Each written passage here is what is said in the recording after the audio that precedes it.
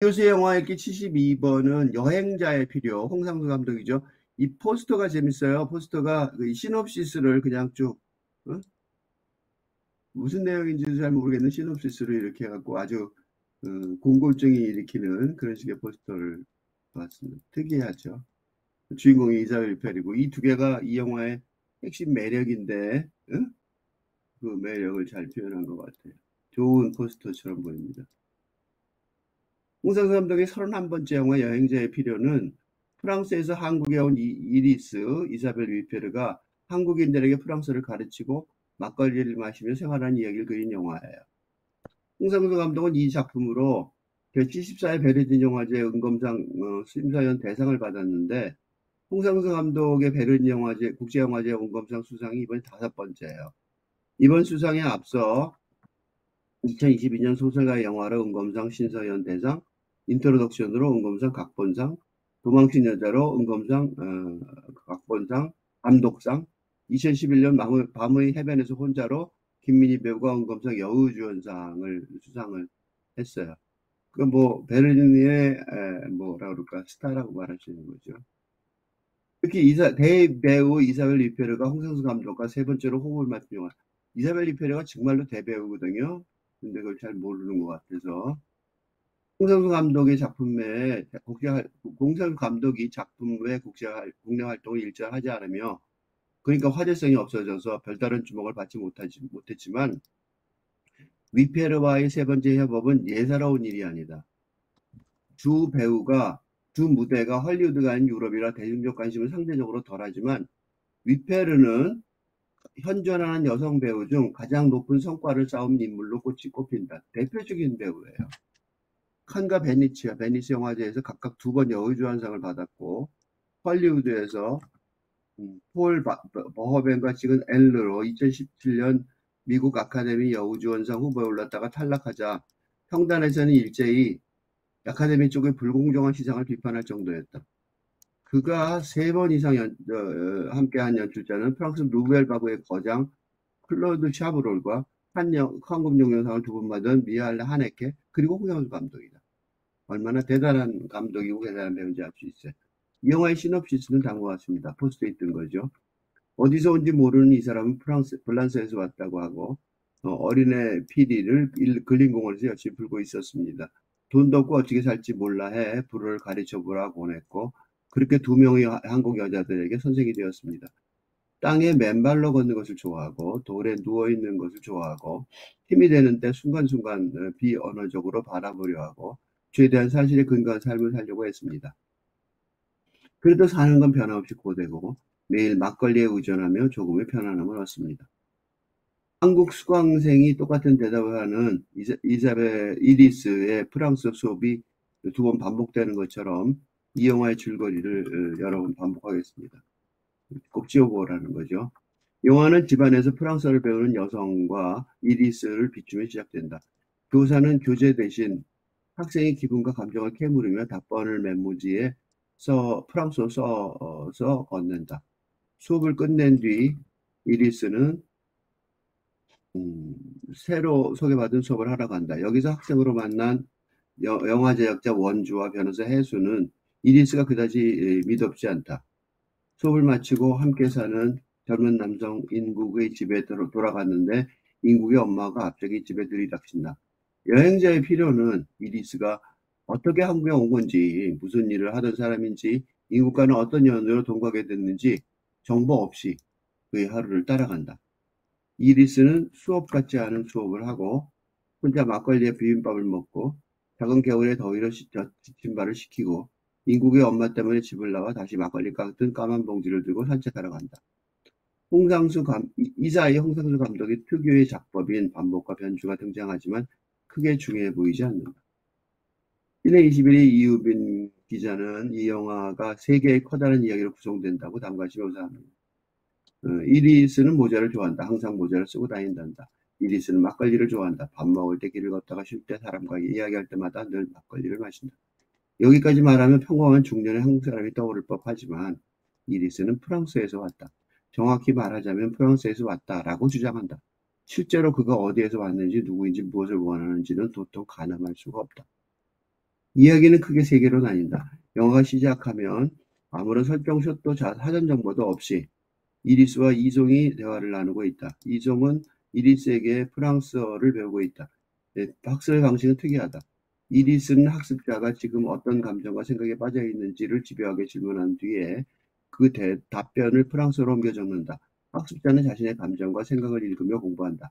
둘은 산책에 나선다. 이송은 한 건물의 건립 앞에서 돌아가신 아버지의 기억을 나눈다. 그리고 이리스는 원주와 해순을 다시 만나 다시 프랑스 교습을 진행한 뒤 또 산책에 나서고 이번엔 윤동주 시인의 시비 앞에 머무른다.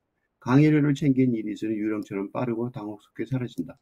마지막으로 이리스는 젊은 남자 인국에게 간다. 그의 집에서 함께 지내는 중인데 이 사실을 모르던 인국의 엄마가 찾아와 인국을 잔뜩 혼낸다. 하지만 인국은 지지 않고 밖으로 잠시 피신한 이리스를 찾아가 집에 돌아가자라고 말한다.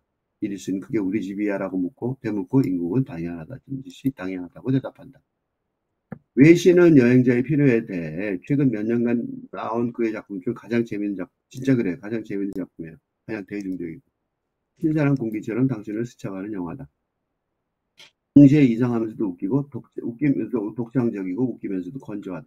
이사벨 위페르가 빛나고 있는 실존적이고 시적인 환상물이다. 라고 평했다. 라고 말합니다. 한국의 평자들은 이 영화의 도입부에 나온 이리스의 독특한 프랑스 수업 방식의 담과 집중적으로 관심을 보입니다. 조개장이 교재도 없어요. 이렇게 써서 주는 거예요. 이리스가 프랑스어를 가르치는 방식은 특이하다. 영어로 일상적인 대화를 하다가 학생이 무슨 말을 하면 그때 느낌이 어땠어? 라고 묻는다. 학생이 답하면 그러니까 마음속 깊은 곳에서 어땠냐고 파고든다. 학생이 속 깊은 얘기를 털어놨다 싶으면 이리스는 자그마한 카드를 꺼내 학생의 말을 프랑스어 문장으로 써주면서 캄캄한 방에서 그 문장을 암기해보면 좋을 것이라고 한다. 처음 프랑스어 불어 배우는 조금 알바만 겨우 아는 사람들한테 이렇게 수업을 하는 거예요. 누군가의 마음속에 있는 걸 끄집어내 낯선 언어로 재창조하고 이로써 그 사람에게 새로운 감동을 선사한다는 점에서 이리스는 예술가를 떠올리게 한다. 김기중 기자가 특히 자신의 글에서 다음과 집중적으로 묘사합니다. 프랑스 여성이 한국 여성에게 피아노를 치면서 어떤 기분이 들었냐고 영어로 묻자 한국 여성은 행복하다, 멜로디가 아름답다고 대답한다.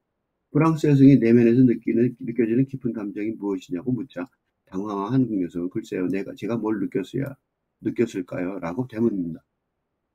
이내 곰곰이 생각하더니 실력이 부족해 화가 났다고 말한다. 프랑스 여성은 그제야 메모지를 꺼내더니 나 자신이 아닌 다른 사람이 되고 싶어하는 내 안에 이 자는 누구인가라고 프랑스어로 적어 메모지를 건넨다. 입사일 개봉하는 홍상수 감독의 신작 여행자의 필요는 프랑스 여행 이리스의 한국 여행기다. 한국에 온 그는 젊은 남성 인국을 알게 됐고 그의 집에 얹혀 산다. 인국이 그에게 프랑스 수업을 해보라고 권했고 이리스는 월세를 마련하기 위해 프랑스어 과외를 시작한다. 이리스의 수업 방식이 조금 독특하다. 영어로 대화하다 수강생의 속마음을 물어보고 이를 프랑스어 문장으로 적어둔 뒤 다음 주까지 많이 오라고 하는 식이다. 수업은 한국 사람들이 독특한 북구로 나가서 속물근상까지 들춰낸다. 두 번째 수강생인 원주의 사례가 이렇다.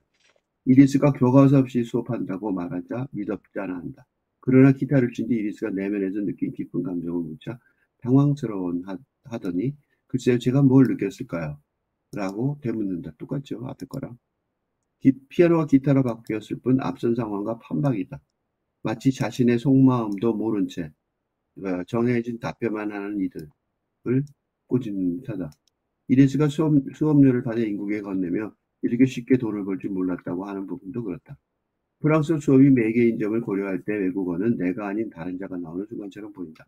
반면 인국의 집을 갑자기 찾아온 인국 엄마가 인국을 쏘아붙이는 모습은 굉장히 자연스럽다. 앞의 두 여성과 달리 모국어로 말하는 모습에서 생생함이 넘친다. 이어 인국에게 다른 음식이 아닌 김치찌개를 끓여주는 모습도 의미심장하다. 오마이뉴스의 조용준 기자도 이리스의 프랑스 수업이 의미하는 바에 선착합니다. 영화는 한 여자가 이리스로부터 불어를 배운 장면으로 시작된다. 일반적으로 잘 알려진 방식은 아니다. 교과서나 참고서도 없이 텍스트 카드 몇 장으로 이루어지는 이 수업은 다소 생소한 구석이 있다. 어떤 상황이나 감정에 대한 문장을 프랑스에서가 쓰고 카세프에 녹음해서 주면 배우는 쪽이 이를 반복해 연습하는 시기인 것 같다. 여자의 피아노가 끝났을 때도 아버지에 대한 이야기를 하며 눈물을 흘릴 때도 그녀는 카드를 꺼내 불어로 써주고 테이프를 내밀었다. 두 사람은 영어라는 서로에게 온전히 종속되어 있지 않은 언어를 통해 어렵지 않게 의사소통을 나누지만 정작 한국어나 불어로는 어떤 이야기도 나누지 못한다. 이리스는 여자의 한국어를, 여자는 이리스의 불어를 온전히 이해하지 못한다는 의미다. 이는 상대의 언어를 자신의 이해로 교환하는 능력이 부족하다는 걸 말하는 것이기도 하지만 서로의 배경이나 생각의 기저를 받아들이지 못한다는 뜻이기도 하다. 피아노를 연주하는 일이 행복하고 멜로디도 아름답다고 말하면서도 실력이 부족해 스스로 짜증이 났다고 말하는 여자를 이리스가 온전히 이해하지 못하는 까닭이 여기에 있다. 그것도 돈 주는 장면이죠. 이 양이 여자의 소개로 현금 20만 원, 5만 원짜리 4개 같아. 여자의 소개로 만나게 된 또 다른 여자와의 만남에서도 역시 같은 일이 반복된다. 어설프게 기타를 연주하는 그녀에게 이리스는 이번에도 연주를 하는 동안 무엇을 느꼈느냐고 묻는다. 이번에도 여자는 이전의 여자와 거의 같은 대답을 내놓는다. 행복하고 좋았지만 실력이 부족해서 짜증났다고 말이다. 같은 대답이죠. 이리스는 같은 모습으로 자신의 카드를 꺼내 그 대답을 불어로 적는다. 놀라운 거는 완전히 달라요. 너무 짜증이 난다. 내 자신의 음식에부터 내 자신이 언제나 바란다. 되고 싶어한다. 이자는 누구인가? 내 안에 있는 나를 너무나 피곤하게 하는 이자. 이 장면으로 인해 두 여자와 한국 여자 이리 사이에는 더 큰 언어 사이에 틈이 벌어지게 된다. 같은 언어를 공유하는 사람들 사이에서 드러나는 반복적인 체계와 태도로 인해서다. 다른 언어를 가진 프랑스 여자에게 그자가 누구인지 묻게 만드는 조금은 이해되지 않는 모습이다. 이는 직전의 장면에서 와인을 제안하는 여자에게 막걸리를 달라던 이리스의 말 속에도 감춰져 있다. 살균처리 문제로 인해 해외에서 생막걸리를 마시기 위해서는 현재 공장을 짓는 수밖에 없다던 부분이다. 그 지역에서 만들어진 거 옮겨간 곳의 차이, 나면서부터 알게 되거나 자라서 배운 언어의 차이, 처음부터 태어나 자란 사람과 여행자로 흘러들어온 자의 차이다. 이 막걸리 마신 장면이죠. 그 사람이 진짜를 말하는가 거짓을 말하는 건지 우리는 알 수 없는 거야. 그리고 이제 그 엄마가 하는 소리죠. 나중에 화나서. 사실 영화는 이 지점에 대한 기초적인 토대를 이미 마련해 둔 바 있다. 처음 만났던 여자의 소개로 찾아간 또 다른 여자와의 만남에서다. 교과서 없이 텍스트 카드로만 한두 달은 수업하게 될 것이라 설명하는 이리스에게 여자는 정확히 이 카드로 무엇을 하냐고 묻는다. 아직 알 수 없는 프랑스 여자와 전통적인 수업 방식이 아닌 수업 방식에 대한 의문이다. 심지어 자신은 기니피그, 실험 대상이 아니라고까지 말한다. 이리스 역시 그 의문에 동의하면서도 외국어를 통해서 정확한 감정을 말할 수 있게 하기 위함이라고 결코 실험을 하는 것이 아니라고 강조한다. 두 사람의 대화는 간국과 믿음 사이의 관계를 함축하고 있다.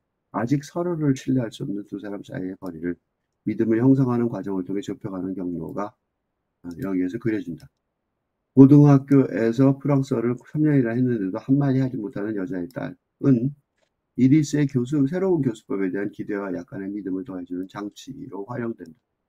교과서로 실패한 사례가 눈앞에 있으니 교과서 없이 하는 수업은 기대해 볼 만하지 않나. 아무 데서나 신발을 벗고 아무 데서나 누워자는 자유로운 프랑스 여자라는 이미지. 늘 충실하게 재현하는 듯한 주인공 이리스의 삶의 의미를 중심으로 한국의 평론들은 이 영화의 테마를 설명하라고 시도합니다. 이렇게 신발 벗고 더우니까 덥다고 했지 신발을 벗고 그 동네 개울에 들어가 서 있어요 저렇게. 그리고 그 두 번째 여자랑 같이 위에 산책하는 산세에 올라가 있는 누워서 자고 있어요. 뷔페르 자신은 지난 2월 베를린 영화제에서 살아있다는 건 무엇인가 혼자 있을 때 어떤 사람이기를 원하고 함께 있을 때는 어떤 사람이 되고자 하는가라는 게 영화의 주제라고 말했습니다. 진20의 이유비는 이리스가 견자, 즉 선불기에 깨친 자의 삶을 살아가고 있다고 정의합니다. 세계의 커다란 이야기 중간중간 이리스는 계속 막걸리를 마시고 새로운 사람들을 스치고 처음 본 한국어와 한국의 장소를 마주한다. 하지만 만나는 사람, 자연, 사물 자연에 머무르지 않고 계속하여 발걸음을 옮긴다. 세상의 새 지평이 들어서고 많은 것을 보기에 도전한다. 말 그대로 견자의 삶. 이 속에서 이때 견자는 보는 자인데 나는 이제 깨친 자로 바꾼 거죠. 이 속에서 이리스는 전혀 긴장하지 않고 그런 뜻도 들어있으니까 성급하지 않으며 폭력적이지 않다. 다른 나라에서의 안느가 해변가의 패션 주변에서 한국 남자들에게 노려주는 인물로 시작했다면 이리스는 삶의 주도권을 줄곧 강력하게 쥐고 있다. 그가 정녕 믿는 것이 무엇인지 알기는 어렵지만 단 한 가지. 그가 아직 무언가를 믿고 있다는 만큼은 확실히 느껴진다. 프랑스인 견자가 돈 없이 한국에서 떠돌아다니는 모습에서 그러니까 동안과 하한거를 참전 기간 후 선문답을 위해 천하를 주유하는 운수납자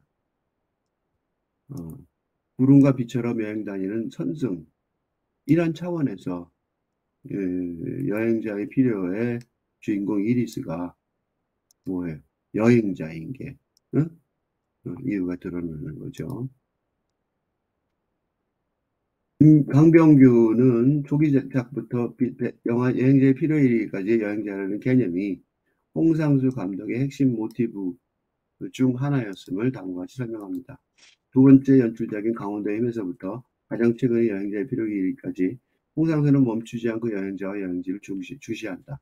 언제나 현재형으로 주어지는 여행의 감각은 인물의 신체를 낯선 환경에 노출하고 특정한 몸이 특정한 장소를 통과하면서 발생하는 반응을 스크린에 기록한다.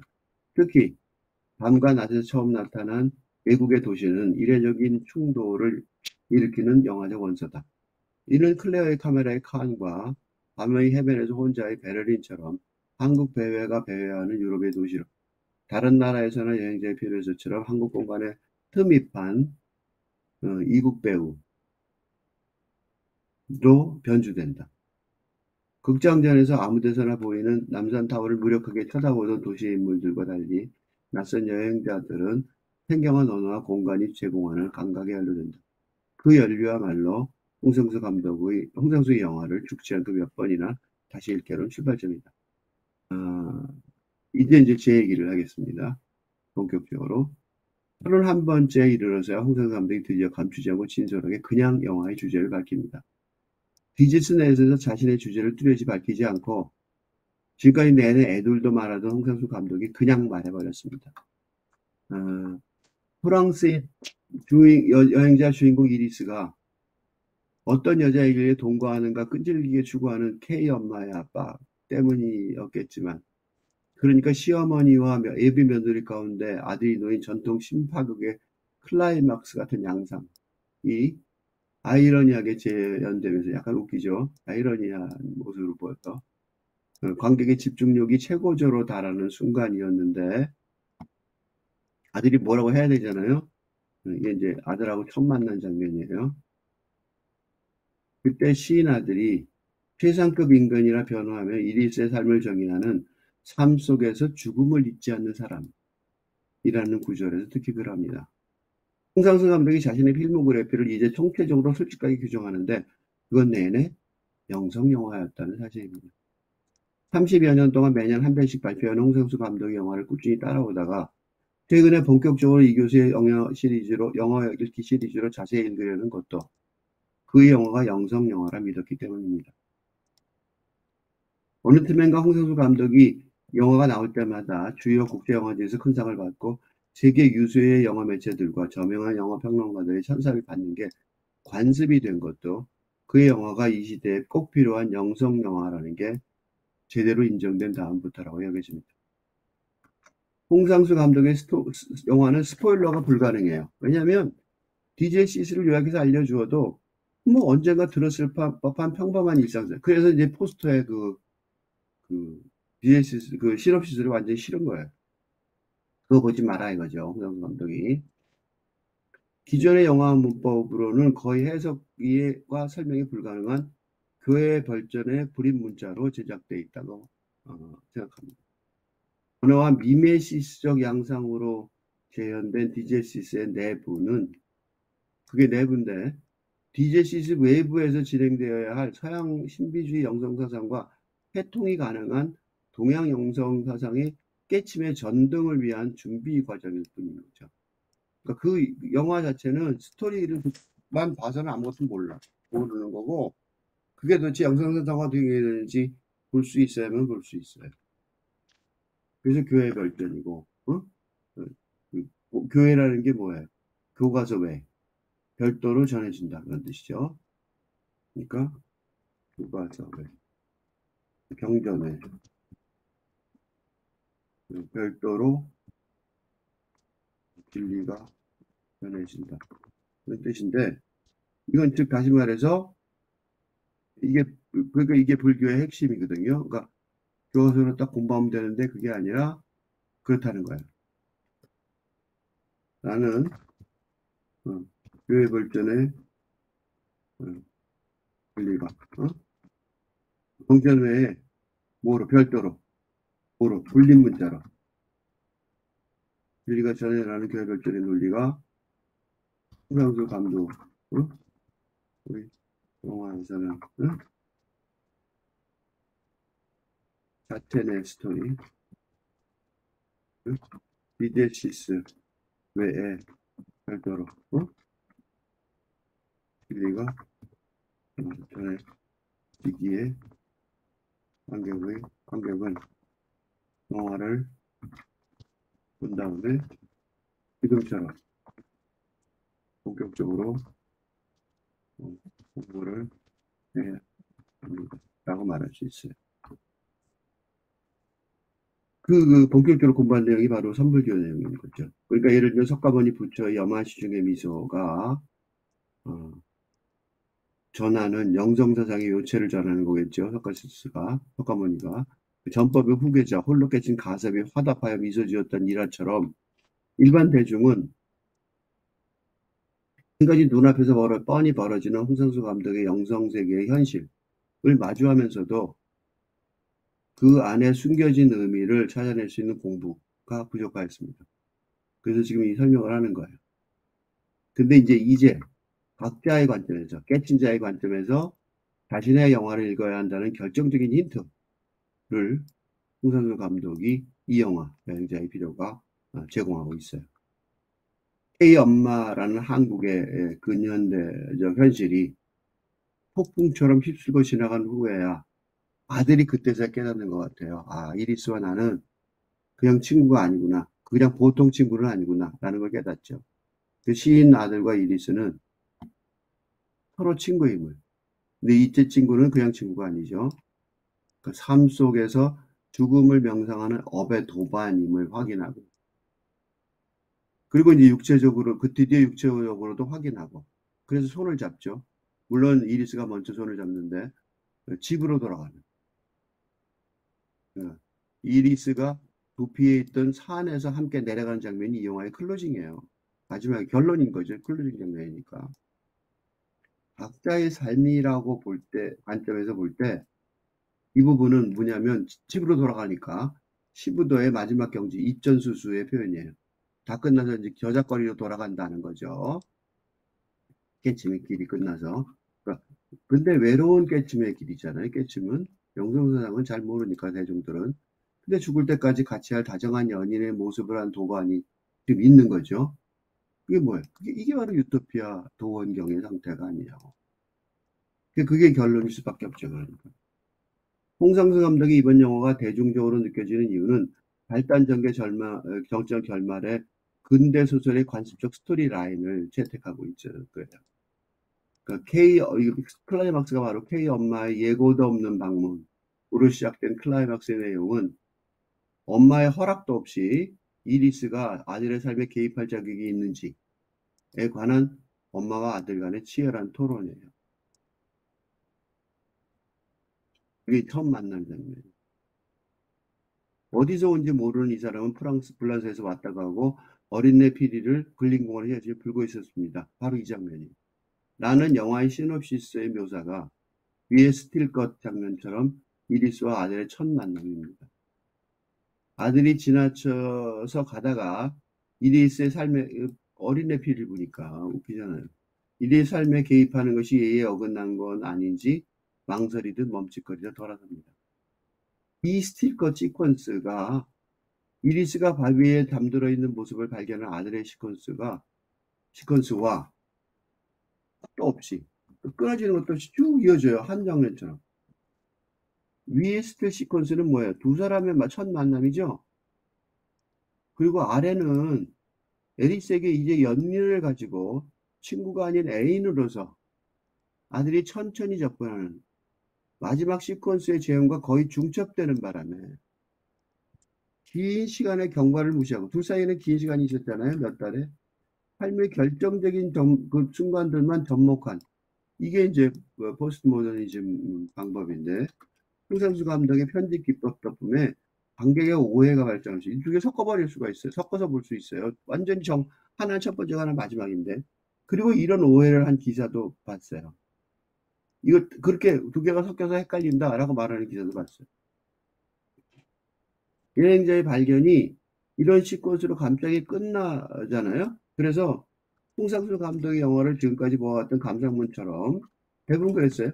어리둥절하지만 기분 좋게 BJC스의 외부를 해석하며 우리도 집으로 돌아갈 수도 있었을 것입니다. 그리고 이런 오해를 한 기사도 봤어요. 어리둥절하지만 기분 좋다. 이렇게 말한 기사도 봤어요. 그러나 이제 홍상수 감독이 이 영화에서 드디어 알려준 결정적인 힌트. 즉, 그의 영화가 본질적으로 각자의 삶의 묘사, 라는 걸 알기에 이 마지막 시퀀스에서 정체를 잘 알 수 없는 프랑스 여인 이리스라는 여자가 누구예요? 각자. 운수 납자 여행자를 한국 사람을 대표하는 남자가 새삼스럽게 발견하고 있음을 알게 되는 거죠.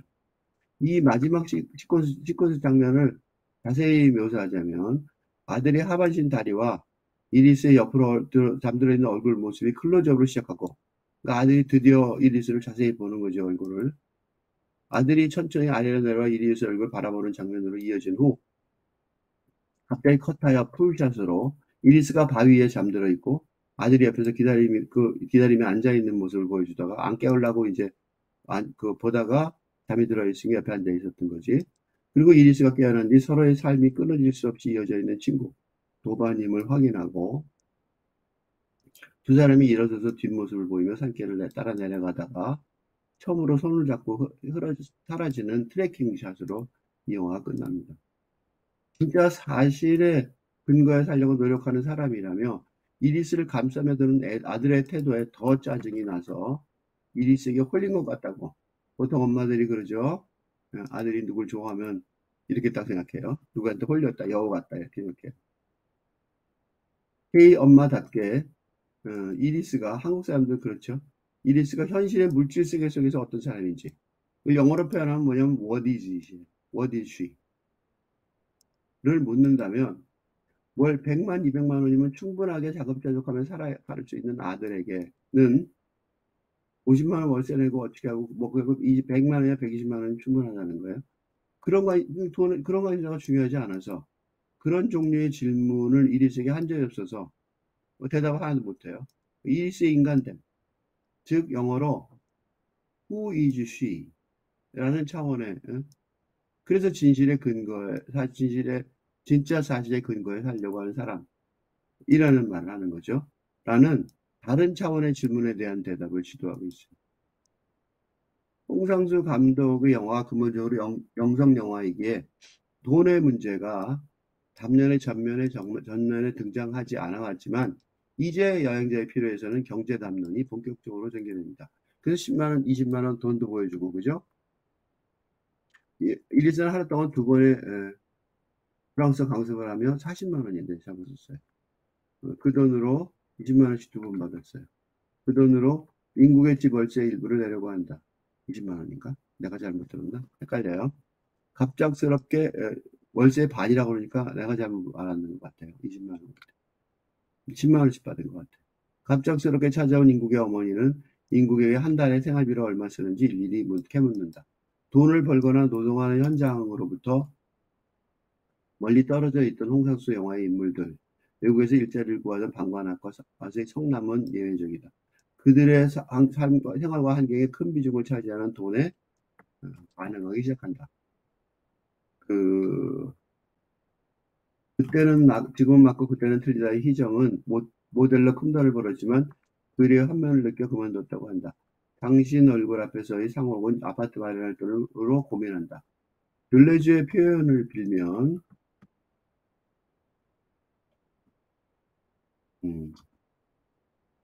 돈은 영화가 겉면에서 보여주고 있는 겉면에게 보여주고 조합하는 모든 이면에 있다. 돈은 영화를 만든 절차에 불가피한 이면이자 조건이며 책임이다.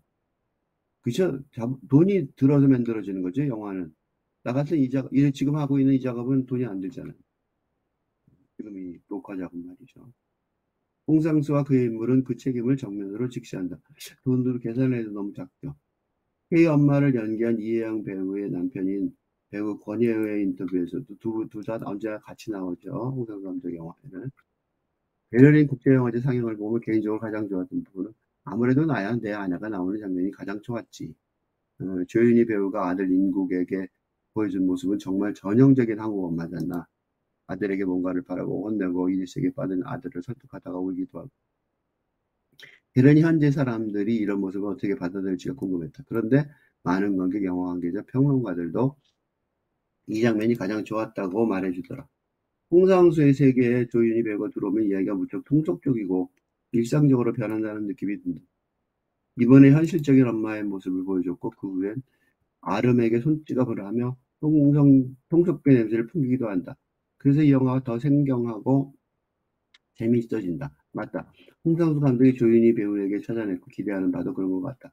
홍상수 영화 속의 인물이 일상적으로 보이기도 하지만 실상은 사실 일상적이지 않을 때가 많은데 응? 조윤희 배우가 나면 통속적인 멜로드라마나 아침 드라마의 느낌이 확 난다. 2010년대 중반쯤까진 잔뜩 술 취한 남자들이 일방적으로 감정적인 격분을 내뱉는 장면이 많았다. 그런데 요즘엔 그런 남자들의 행태에 조윤희 씨가 확 균열을 내버리고 있다. 요새는 여자들이 화를 내죠. 우호자 간의 논쟁은 태희 엄마가 얼굴을 붉히다가 그가 눈물을 흘릴 정도로 아주 치열하지만 객관적인 입장의 관객이 보기에는 아주 우스꽝스럽게 펼쳐집니다. 편집도 그렇게 했어요. 이 논쟁의 결과로 인해 아들이 지금은 흘러가는 현재의 시간 속에서 얌전하게 엄마의 필살기인 김치볶음과 된장찌개라는 추억의 음식을 맛있게 먹고 있습니다. 그러나 궁극적으로는 아들 자신이 잘 만드는 빵과 이리스가 잘 만드는 샐러드가 주식이 되는 일상적 삶의 미래가 전개될 것임을 확신할 수 있습니다. 아들이란 목표를 둘러싼 전투에서 육체적 차원에서 한식의 미각으로 쟁취한 승리가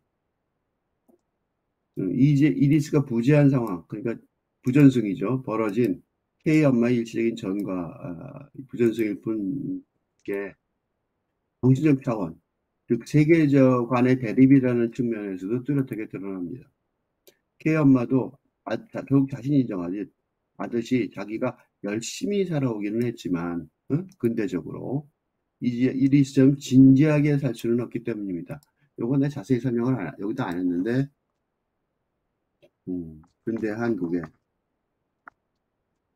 경제발전 논리 동조하며 그죠? 이게 열심이에요. 그래서 열심이라고 말한 거예요. 열심이가 그거죠. 진지하게는 뭐냐면 진지하게는 좀 해설을 해보면 근대의 노력이 무의미하다는 것을 느끼고 현대 시대에 적합한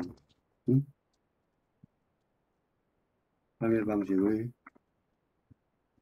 정성적 삶의 방식이죠. 방식을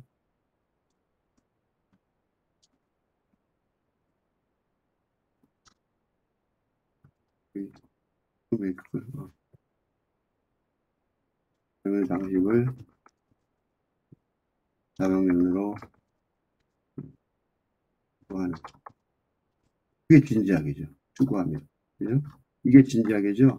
그 엄마도 알아요. 자기가 열심히는 살아왔지만 진지하게 뭐 논리는 잘 몰라도 그 말 자체로 충분하게 이해가 되는 거죠. 할 수는 없기 때문입니다.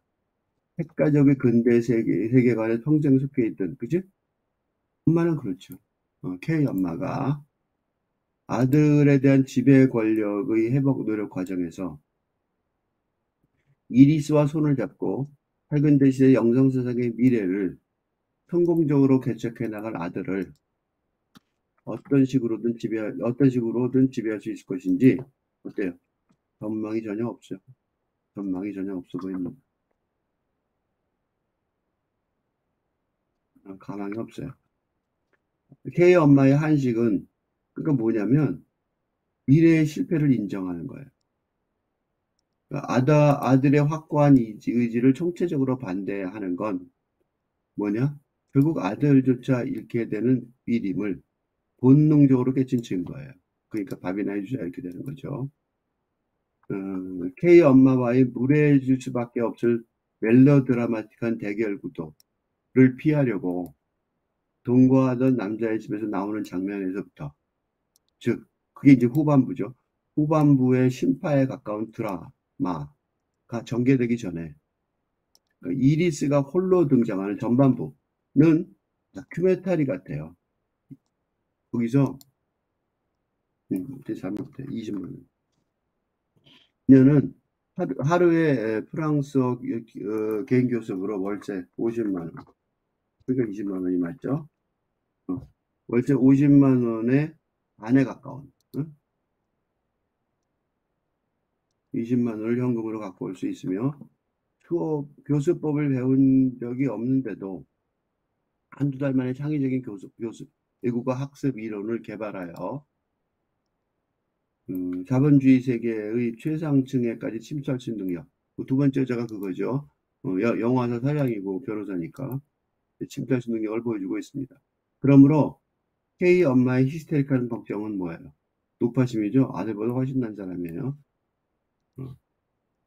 필자는 지금 이 영화 여행자의 필요를 다른 평론가들과 달리 끝에서부터 거꾸로 읽어가고 있어요. 그건 이유가 있어요. 이 잘못 읽으면 앞에서부터 쭉 보다 보면 헷갈리거든요. 더. 그건 이 영화의 제목 여행자의 필요를 양가적으로 읽어야 하기 때문이에요. 이 영화의 전반부에서는 제대로 직업도 없는 가난한 프랑스인이 돈이 필요해서 개인 교습을 하는 것으로 나오지만 후반부에서는 정반대의 지질이 밝혀져요. 이 영화의 제목인 여행자의 필요에서 의라는 뜻을 가진 어부는 이중적으로 해석되죠. 어부 앞에가 주어이기도 하고 목적이기도 하고 그래요. 이 영화 전반부의 내용이 여행자가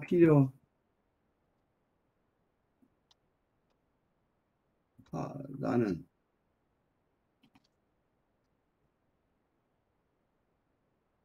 그러니까 뭐가 필요해 라는 목표의 행동의 이라는 행동이라는 더 나을까? 필요하다는 행동의 주어가 되는 여행자의 필요지만 후반부의 그것은 여행자가 필요의 목적어가 되는 여행자의 필요를 극적으로 바뀌어요. 그러니까 앞에는 필요한 사람이, 그러니까 필요란, 여기 조금 더 설명을 하면, 필요란 뭐예요? 필요해, 그 뭐예요? 뭔가 부족한 상태를 말하는데, 그지? 뭔가 부족한 상태를 말하는 거지. 필요하다 그러면 뭐가 부족하다는 거잖아. 그죠? 근데 전반부에서는 이리스가 여행자, 무전 여행자,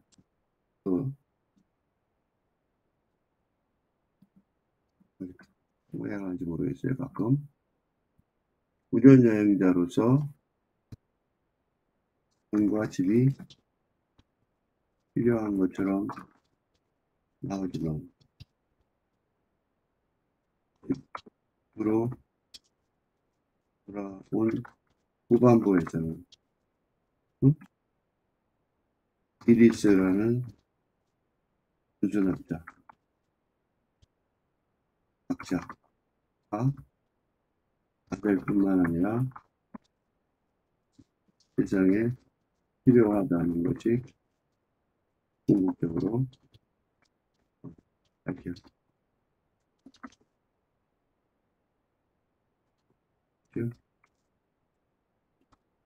이 두 개가 이렇게 극적으로 바뀌어요. 그러니까 이 영화 보고 헷갈릴 분들이 좀 많을 것 같아요. 그래서 이걸 내가 쓰고 있는 거죠. 이리슨 이영화 전범에 나온 두 번째 교습생 영화사 사장이 오만하게 지레짐작하듯 한국에서 행전을 위해 구걸하듯이 돈이 다급하게 필요한 여행자가 아닙니다.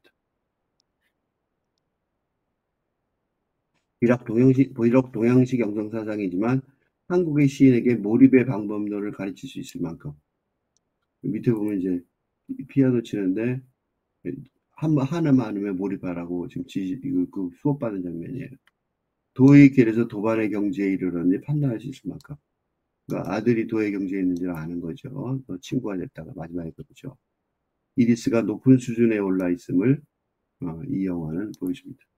이게 동양식 영성사상인데 이제 도사는 프랑스에 있는 거죠. 이리스는 심태한 문자 중심의 중국 불교계를 깨우쳐 동양 선불교의 전통을 본격적으로 시작하려고 저 먼 동쪽 인도에서 온 달마 대사 같아 보여요. 이리스는 현대 한국사에 필요한 미륵불처럼 앞으로 도래할 운수납자, 여행자의 이콘으로 신화한 인물이죠. 홍상수 감독의 천재성은 근대에서 탈근대로의 전환하는 다중위기의 시대에 정말로 필요해진 영성영화의 디제시스를 성공적으로 제공하는 데 그치지 않습니다. 다인 것 같죠, 일을. 그거 더해요. 탈근대 정동 이론의 바탕을 둔 혁신적인 외국어 교수법도 제시하고 있습니다. 어찌 보면 이 영화 여행자의 필요의 주제 전개에 있어서 핵심 사안이 아니죠, 이거는. 불구하고 이곳에서조차 탈근대 이론의 확고하게 바탕을 둔 예술적 성취를 이룩합니다. 이를 설명하려면 책 한 권 분량의 담론이 요구되는 이론을 아주 거칠게 요약을 해볼게요. 인간의 세계는 위계적으로 육체, 정신, 감정, 정동과 영성의 차원으로 분류할 수 있어요. 위계적이에요. 1부터 4번까지 올라가는 거죠. 거기서 해주고 좀 나는 생각한다. 그러므로 나는 존재한다. 존재의 기반이 생각이죠. 데카르트의 말처럼 근대 과학을 비롯한 근대의 물질주의적 세계관은 뭐예요? 육체와 정신의 차원에 집착하죠. 생각에 집중하니까. 그런데 기계 문명일 땐 육체도 필요하고 정신도 필요했는데 이게 뭐가 돼요? 자동 기계 로봇 시대니까 어떻게 돼요? 근대의 육체의 차원이 불필요해진 거죠. 로봇이 더 힘세죠. 그리고 근대의 정신의 차원에서는 5세대 추론 기계라고 직접 엔비디아의 회장이 말했거든요. 완성이 조만간 가능하다. 추론이라는 게 뭐야? 리즈닝이죠. 뭐야 이게? 합리적인, 논리적인. 그 추론이죠. 이게 추론이에요. 그 합리적인 논리적으로 정신이라는 게 보통 이런 거잖아요. 그러니까 리즈닝, 정신이 뭐 하는 거냐? 그럼 리즈닝을 한다 볼 수 있는 거예요. 근데 그걸 기계로 만든다는 거죠. 그러니까 AI가 성숙 단계에 들어서면 직종의 반영. 그러니까 리즈닝하는 직종들은 아무 생각 없이 리즈닝하는 직종들은 다 망한 거죠. 반이장이 조만간 불필요해질 것이라며 두려워하는 지경입니다. 그래서 변호사도 문제라는 거죠. 예가는 예술이다라는 선언으로 의과대학의 교과서가 시작되지만 정작 내용은 증거 기반 과학, 에비던스 베이스드 사이언스이었을 뿐이라는 며칠 전에 전문의 친구가 그렇게 증언을 해서 내 얘기를 듣다 말고 그랬었다라고 최근에 접한 바가 있습니다. 그런데 소위 포스트 모던 사상서들이 인류의 미래에 가야 할 길을 시에게 물어봐야 된다. 결론으로 매듭 짓는 사례가 많은 것처럼 근대 과학 문명을 대체할 탈근대 시대를 위한 세계관을 구축해야 될 의무가 있는데 그걸 어떻게 해요? 뭐 어쩌고 아트 이렇게 해갖고 이건 뭐냐면 거꾸로 지식인 사회가 어떻게 한다는 소리예요. 대체적으로 포기하고 내버려두는 현실을 반영하는 사례인 거예요. 폼나게 말하고 그다음에 그게 무슨 뜻인지, 아트가 무슨 뜻인지, 포인트가 무슨 뜻인지. 그러니까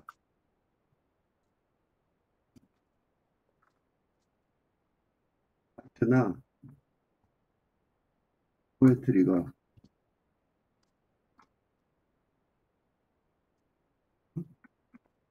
얼핏 멋진 음, 결론인 것 같아 보이지. 결론 같지만 아닌 게, 아트나 포에트리의 이 정신이 산문화 되면서 세상은 발전, 점점 더 향상되는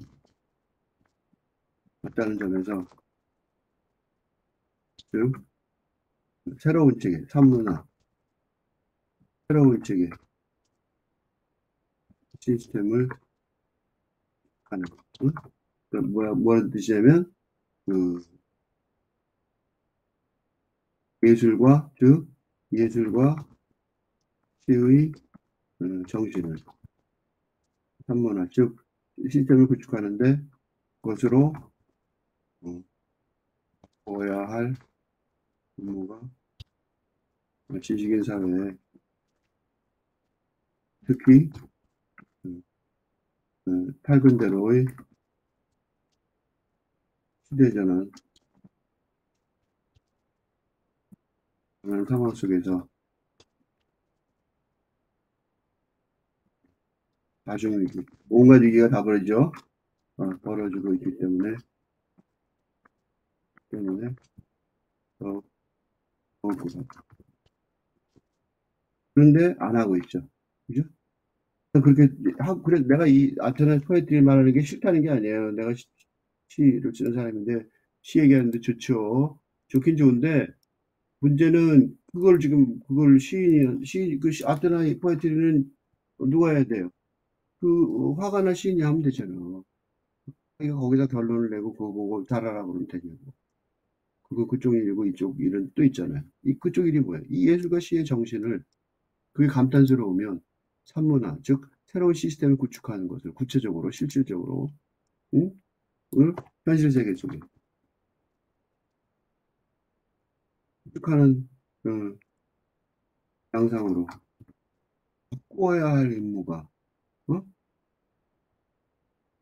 그래야지 다중위기에 대처할 거 아니에요. 이게 지금 안 돼갖고, 그러니까 꿈만 꾸면 안 된다는 거죠. 현실을 해야 되는 게 지식인 사회의 일인데 그게 지금 안 돼서 우리가 다 불안해하고 있어요. 근대의 육체와 정신의 차원이 그 힘을 대부분 상실해가고 있지만 전근대를 부정하고 배척하는 패러다임의 근대 이데올로기의 입장은 안 되죠. 탈근대를 위한 시스템은 근대 가족이나 근대 국가처럼 근대적인 시스템이 현실 세계에서 아직 그 위력을 표면적이나마 유지하는 현실을 고려해서 K엄마처럼요. 그것이 새롭게 도입해야 될 그것을 새롭게 도입해야 될 타근대 시스템을 어떻게 해요? 접목하는 거죠. 접목하는 방식으로 근대의 시스템을 포괄하려는 복잡한 길을 어쩔 수 없이 택해야 하는 게 택해야 되는 게 사실이에요. 그러니까 육체, 정신, 감정 정돈과 영성의 차원을 근대적 현실을 충실하게 반영하는 육체와 정신의 세계와 탈근대적 사상을 예고하는 감정 정돈과 영성의 차원으로 나눌 수 있는데, 감정과 정동이라는 식으로 이 3단계 용어가 2개가 있는 이유는 뭐냐면 근대 이데올로기에서도 감정의 차원이 강조된 바 있었기 때문에. 응? 이 3단계는 근대에서도 있었다고. 예를 들면 이성중심주의 계몽사상의 폐해를 얘기하는 게 누구냐면 낭만주의 상상력 이론이잖아요. 그 이론의 대표적인 근대시 창작범의 핵심 강령이 뭐냐? 강력한 감정의 우발적인 흘러넘침, The spontaneous overflow of powerful feeling 이었단 말이죠. 감정. 그러니까 감정의 차원이 이성의 차원을 포괄하는 근대 세상의 미래를 희망했던 거죠. 그러나 로저 베이컨과 아이작 뉴턴 등 실험과학 이론이 근대 사회에서 지배적 세력이 되어버렸단 말이에요. 우리 친구의 그 내과에서처럼. 그러니까 이성의 차원을 보완할 수 있었을 감정 차원의 힘은 어디만 나타나냐면 개인적인 낭만적 사랑이라는 개인적 국면 또는 예술 장르에서만 탐구되게 되었어요. 그래서 아까 예술이나 아트나 포에트리가 나오는 거예요. 필자가 감정 정동으로 3단계를 명명한 건 카너만의 행동 경제학이 뭘 말하냐면 자본주의 체제에서조차 이성 중심의 시스템원의 잦은 실패를 너무 많으니까 보완할 필요가 있다는 거예요. 행동 경제학이에요. 그거는 이제 경제학이에요. 감정의 차원을 보완한 시스템 2가 필요하다는 것을 증명했듯이, 예? 그러니까 뭐가 필요해요? 이 탈근대 정동으로. 그 이름을 바꾼 거야, 그래서. 근대 시대 동안 힘을 발휘하기 실패한 감정 정서의 차원. 응? 영성사상과, 그 영성사상과 연계되니까 이제 다른 이름을 쓴 거예요. 영성사상의 차원과 연계되는 방식으로 한골 탈피할 필요가 있기 때문이에요. 그래서 감정 정동 이렇게 슬래시에 두 개 써놓은 거예요. 홍상수 감독의 여행자의 필요에서 이리스의 창의적인 외국어 교수법이라는 영화적인 미메시스가 뭐냐면 근대의 감정과 정서의 틀을 유지를 하죠. 하기는 하지만 정동이라는 탈근대 용어로 사용하는. 응? 그러니까 다시 말하면 데리다의 그 구명론 한 입으로 두말하기라는 필자의 전략을 아주 설득력 있는 사례로 만들어주고 있어요. 고맙더라고. 내가 나한테 사례 하나를 준 거잖아. 사례로서 지원해주고 있어서 고마웠어요.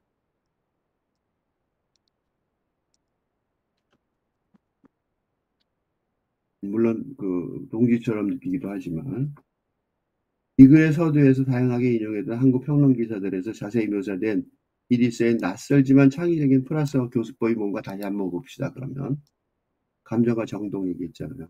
짜집게서 정리하면 다음과 같습니다. 다시 한번 읽어볼게요. 이번에는 이제 감정과 정동의 그 차원으로 보셔야 됩니다. 영화는 집안에서 프랑스어를 배우는 여성과 이리스를 비추며 시작된다. 교사는 교재 대신 학생의 기분과 감정을 캐물으며 답변을 메모지에 프랑스어로 써서 건넨다. 수업을 끝낸 뒤 이리스는 소개받은 수업을 하러 간다. 여기서 학생으로 만난 영화 제작자 원주와 변호사 해수는 이리스가 그다지 믿음없지 않다. 교과서 없이 카드로만 한두 달은 수업하게 될 것이라고 설명한 이리스에게 여자는 정확히 이 카드로 무엇을 하냐고 묻는다. 아직 알 수 없는 프랑스 여자와 전통적인 수업도 아닌 수업 방식에 대한 의문이다. 심지어 자신은 기니피그 실험 대상이 아니라고까지 말한다. 이리스 역시 그 의문에 동의하면서도 외국어를 통해 정확한 감정을 말할 수 있게 하기 위함이라고 결국 실험을 하는 것이 아니라고 강조한다. 고등학교에서 프랑스어 공부를 3년이나 했는데도 한마디 하지 못하는 이리스의 딸은 이리스의 새로운 교수법에 대해 기대와 약간의 믿음을 주는 더해주는 장치로 활용된다. 교과서로 실패한 사례가 눈앞에 있으니 교과서 없이 하는 수업은 기대해 볼 만하지 않다. 영화는 한 여자가 이리스로부터 불어를 배우는 장면으로 시작된다. 일반적으로 잘 알려진 방식은 아니다. 교과서도 참고도 없이 카드 몇 장으로 이루어진 이 수업은 다소 생소한 구석이 있다. 어떤 상황이나 감정에 대한 문장을 프랑스 여자가 쓰고 카세트 테이프로 녹음해주면 배우는 쪽 이를 반복해 연습하는 식인 것 같다. 여자의 피아노 연주가 끝났을 때도 아버지에 대한 이야기를 하며 눈물을 흘릴 때도 그녀는 카드를 꺼내 불어로 써주고 테이프를 내밀었다. 프랑스 여성이 한국 여성에게 피아노를 치면서 어떤 기분이 들었냐고 영어로 묻자 한국 여성은 해피하다, 멜로디가 아름답다고 대답한다. 프랑스 여성의 내면에서 느껴지는 깊은 감정이 무엇이냐고 묻자 당황한 한국 여성 글쎄요 제가 뭘 느꼈을까요? 라고 되묻는다. 이내 곰곰이 생각하더니 실력이 부족해 화가 났다고 말한다. 프랑스 여성은 그제서야 메모지를 꺼내더니 자신이 아닌 다른 사람이 되고 싶어하는 내 안에 이 자는 누구인가? 라고 프랑스어로 적어 메모지를 건넨다. 수업은 한국 사람들이 독특한 부러움, 나아가 속물건성까지 들춰낸다. 두 번째 수강생인 원주의 사례가 그런 속물건성을 들은 거죠. 이리스가 교과서 없이 수업한다고 말하자 믿었지 않았다. 그러나 기타를 친 뒤 이리스가 내면에서 느꼈던 깊은 감정을 묻자 당황스러워하더니 글쎄요, 제가 뭘 느꼈을까라고 되묻는다. 피아노가 기타로 바뀌었을 뿐 앞선 상황과 판박이다. 마치 자기의 속마음을 모른 채 정해진 답변만 하는 이들을 꼬집는 듯하다. 어설프게 기차를 연주하는 그녀에게 이리스는 이번에도 연주를 하는 동안 무엇을 느꼈냐고 묻는다. 이번에도 여자는 이전의 여자와 거의 같은 대답을 내놓는다. 행복하고 좋았지만 실력이 부족해서 짜증이 났다는 말이다. 이리스는 같은 모습으로 자신의 카드를 꺼내 그 대답을 불어로 옮겨줬는다. 너무 짜증이 난다, 나 자신에. 너무 지겹다, 내 자신이. 언제나 바란다, 되고 싶어 한다. 이자는 누구인가? 내 안에 있는 나를 너무나 피곤하게 만드는 이자.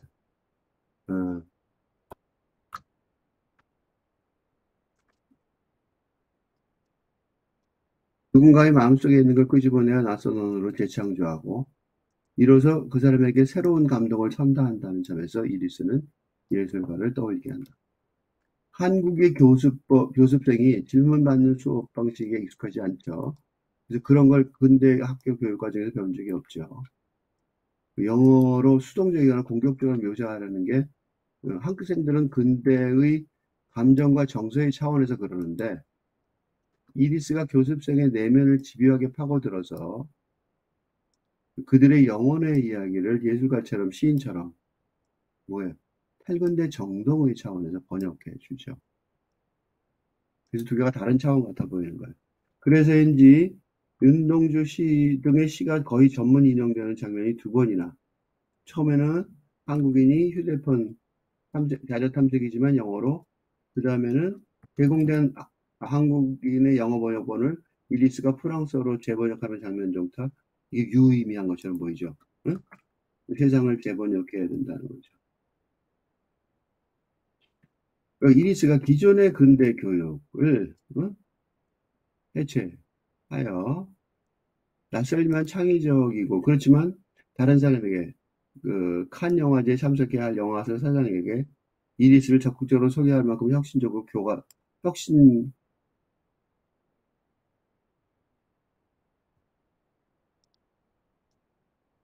혁신적인 프랑스어 교수법을 실질적으로 재구축하고 있다고 평가할 수 있는 거죠. 이리스가 근대의 정신과 육체의 차원을 인정하면서도 그러니까 어떻게 해요?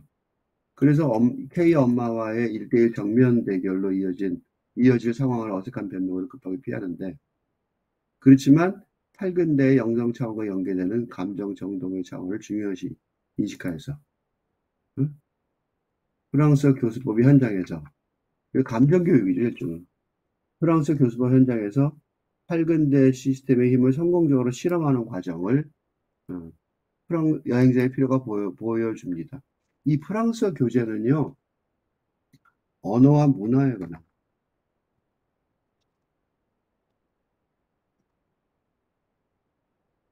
프랑스 이게 대부분 그래요. 원래 교재 자체가 프랑스어는 언어만 가르치는 게 아니라 모두 가르치려면 문화도 같이 가르쳐야 된다고 써 있어요. 제목부터. 프랑스어 책들이 그래요. 이리스가 독특하게 혼자 한 게 아니라 프랑스 사람이라서. 그러니까 뭐야? 프랑스 사람이라서. 그죠? 이 말하듯 문화를 통해 언어를 교육하려는 프랑스의 전통을 이어받은 이리스. 그죠? 이리스가 그러니까 완전히 새로운 걸 만드는 건 아니에요. 원래 그런 프랑스 언어 교육은 다 그래요. 그래서 이리스에게 돈이 필요한 것으로 착각할 수 있겠지만 이리스는 뭐예요? 거꾸로 한국 사회에 꼭 필요한 혁신적인 외국어 교수법을 제공하는 거죠. 한국에 필요한 걸 주고 있는 거예요. 거꾸로. 그러니까 수혜자가 아니라 제공자예요. 그러니까 수혜자라기보다는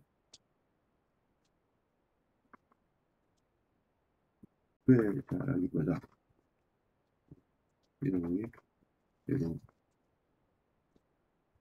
우리는 이리스를 수혜자로 착각하는 경우가 그렇게 하기 쉬운데 수혜자가 아니라 필요의 제공자. 여행자의 힘의 드라마 같은 후반부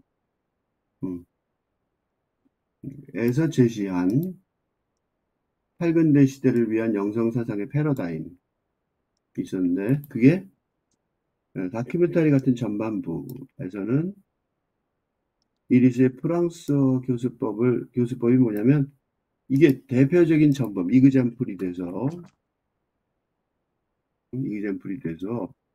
팔근대 시대를 그러니까 뭐가 되냐면 팔근대 시대의 시스템을 구축을 해야 되는 실질적인 실천 방안을 지금 모색해야 될 필요성을 이거를 홍상수 감독이 이 영화를 통해 제시하고 있다고 읽었습니다.